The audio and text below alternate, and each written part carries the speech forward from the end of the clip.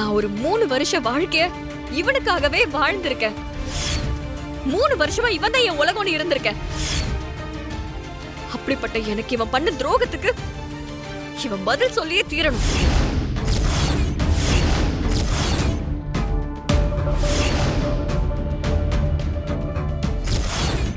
திவ்யா, என்ன நடக்குதுங்க? ஏன் அப்படி கோவமா பேசிட்டு இருக்க? என்ன கேட்டா கோவமா பேசுறனா? வேற எப்படி பேசணும்? இந்த 3 வருஷத்துல உனக்கு தெரியாம ஏதாவது நான் பண்ணிருக்கேனா?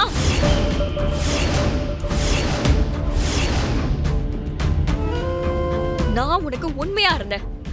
ஆனா நீ என் அன்பை அசிங்கப்படுத்திட்டல.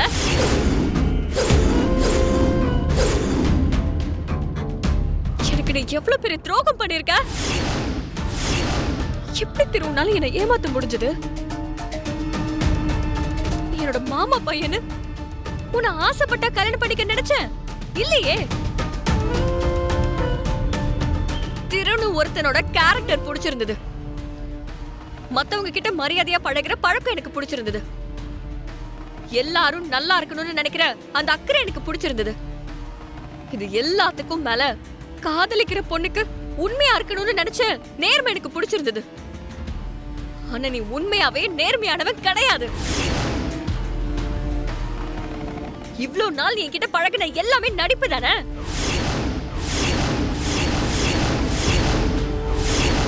உன்னை பத்தின விஷயம் எனக்கு தெரிஞ்சப்போ சத்தியமா என்னால நம்பவே முடியல.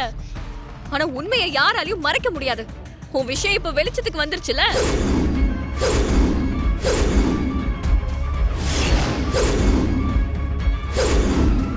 திவ்யா ப்ளீஸ், என்ன நடந்துச்சுன்னு சொல்லு.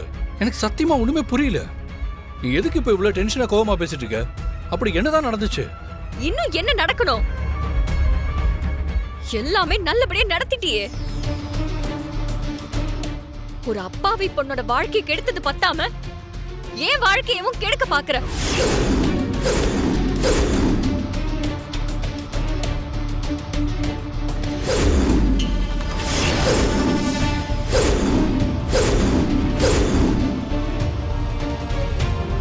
மகா, நான் உன்னை எவ்வளவு நம்பினேன்.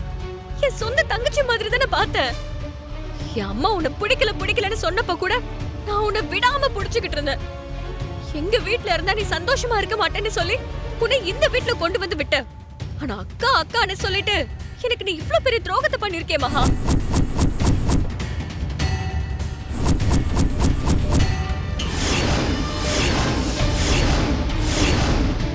உனக்கு கூட என்கிட்ட உண்மையா இருக்கணும்னு தோணலல?